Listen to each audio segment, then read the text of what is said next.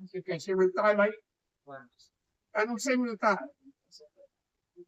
इसके पास कई कलाएं होती हैं विद्याए और साथ ही नम्रता भी होती है। विद्या ददाति विनयम। तब ये धन मिलता है। और फिर भी घर में रखने पर भी अगर वो बिगड़ गया तो उसकी दो श्रेणियां हो गई, धर्मों में खर्च करना और व्यसन में खर्च करना। व्यसन की तरफ मुड़ गया तो फिर वो अधर्म करने लगे, और संगठन में खर्च करने लगा तो वही फर्क था जैसा आपने बताया।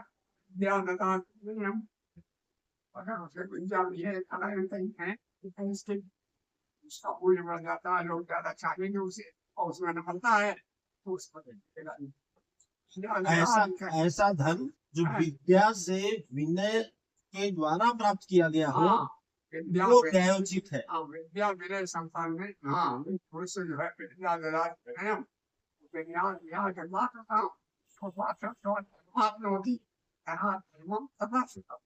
और सुख क्या है? सुख है बड़े दुखों से बड़े दुख कौन से हैं? सुख है संतोषम परम सुखम। बड़े दुख कौन से हैं? दो बड़े दुख और वो करावे हम आपको जन्म में और मरने में दोनों में असह्य कष्ट होता है। का कष्ट कैसा होता है?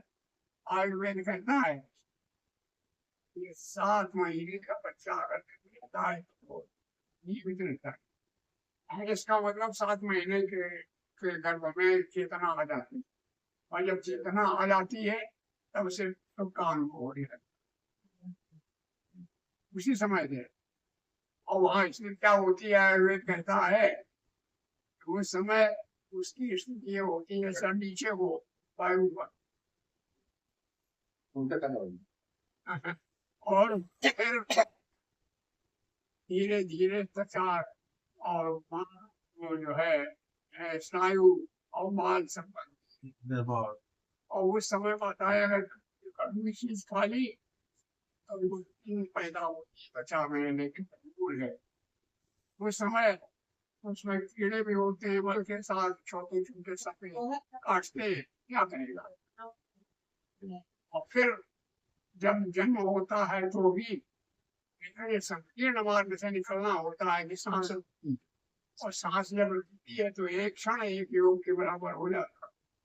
न माने प्राणायाम करके देखना, चाहे गोटा लगा के देखे,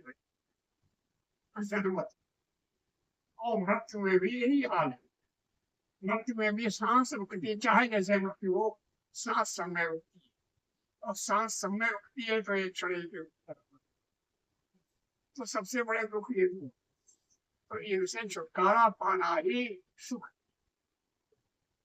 ऐसे छुटकारा पाने का उपाय वो बातें से ध्यान रखना चाहिए और सीखना चाहिए तो सुख मिलेगा। और आप प्रश्न का उत्तर वही हो बेटा, शरीर जो है अपना शरीर वही अनुभव है, धर्म में भी अनुभव करता है, ये अनुभव करना अनुभव के कारण कर सकते। जैसे एग्जाम्पल